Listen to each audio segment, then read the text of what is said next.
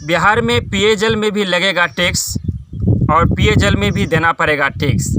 5 श्रेणियाँ बनाई गई है, 5 कैटेगरी बनाए गए हैं, इसके तहत टैक्स देना होगा।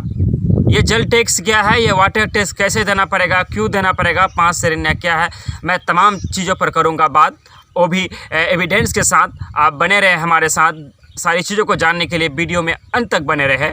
आप देख रहे हैं मिशन सक्सेस बिहार, मैं रमीज़ रेज़ा।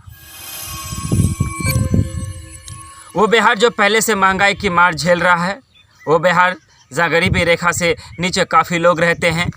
राशन कार्ड में कई लोगों के नाम काट दिए गए, उसके बाद अब जल का भी टैक्स लेगा, वाटर टैक्स भी दिया जाएगा। अगले महीने बिहार के सभी नगर निकायों में वाटर टैक्स लगा दिया जाएगा। इस टैक्स की वसूली पेयजल उपयोग शुल्क नीति 2021 के तहत होगी। लगभग 1 करोड़ लोगों ने वाटर कनेक्शन ले रखा है, सभी का खाका तैयार है।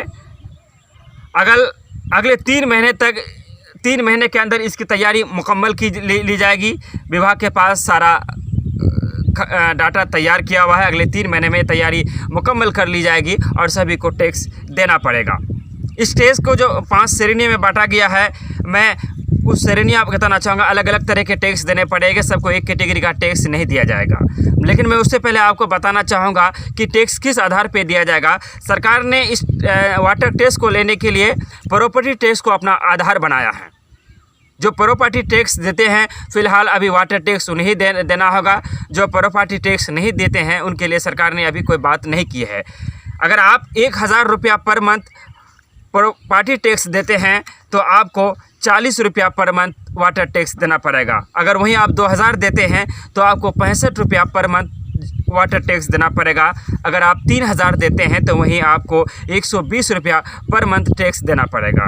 वहीं अगर आप 4000 प्रॉपर्टी टैक्स देते हैं तो आपको 150 रुपया पर मंथ वाटर टैक्स देना पड़ेगा।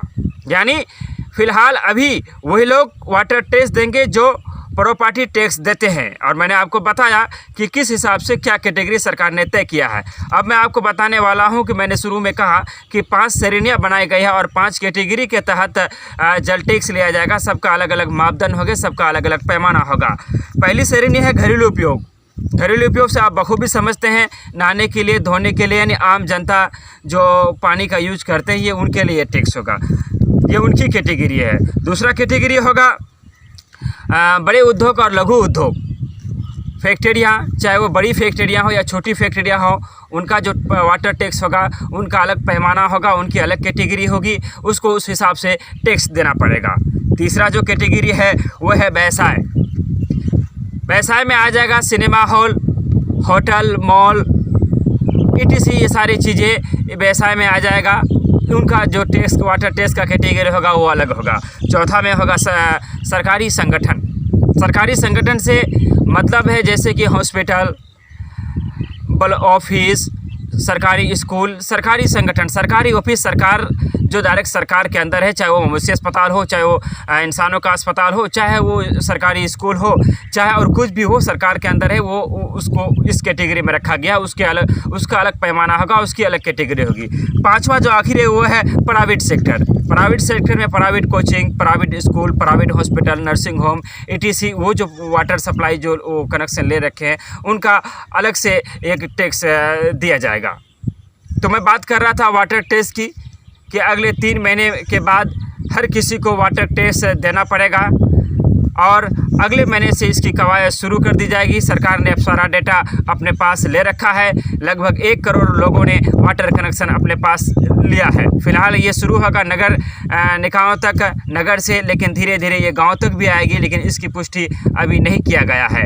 यानी सरकार अब पानी पर भी टैक्स सरकार को देना पड़ेगा। अच्छी बात है, सरकार को टैक्स देना भी चाहिए, क्योंकि हमारे टैक्स के पैसे से ही सरकार काम करती है। हमारे टैक्स के पैसे से सरकार पदाधिकारियों को वेतन देती है। हमारे टैक्स के पैसे से सरकार रोड बनाती है, घाट बनाती है। अगर हम टैक्स देते हैं तो राज्य तरक्की करेगा, देश तरक्की करेगा, ये एक अच्छी बात है। लेकिन टैक्स देने के बावजूद भी अगर हमें सुविधा नहीं मिलती है, अगर हमें पर्याप्त सुविधा नहीं मिली, जैसे कि आप बिजली का हालत देखते हैं। मैं अगले वीडियो पर बिजली व्यवस्था पर बात करना चाहूँगा कि बिजली बिल लेने के बावजूद भी जनता को कैसे बिजली के लिए हाहाकार मचाना पड़ता है। मैं तमाम अधिकतर चीज़ों पर बात करता हूं और नई जानकारियां जो भी योजनाओं से जुड़ी हुई रहती है, पंचायत से जुड़ी हुई है, खासकर मैंने नल जल योजना पर मुहिम छेड़ रखा है। हमारी आपसे गुजारिश है, हमारी आपसे विनती है, अगर आप हमारे चैनल मिशन सक्सेस बिहार में नए हैं, आज अगर आप पहली बार आए हैं तो हमारे चैनल को सब्सक्राइब जरूर करें। और हमारी बातें, हमारा वीडियो आपको कैसा लगता है, हमें किन चीज़ों पर बात करनी चाहिए, किन चीज़ों पर नहीं करनी चाहिए, मैं चाहूँगा कि आप अपनी राय भी कमेंट के जरिए हमें समय से देते रहे। हम इस वादे के साथ आपसे विदा लेते हैं कि कल मिलेंगे फिर एक नई टॉपिक, एक नई वीडियो के साथ, एक नई मुद्दे के साथ हम लेते हैं आपसे विदा। आप देख रहे थे मिशन सक्सेस बिहार, मैं रमीज रजा, शुक्रिया, धन्यवाद।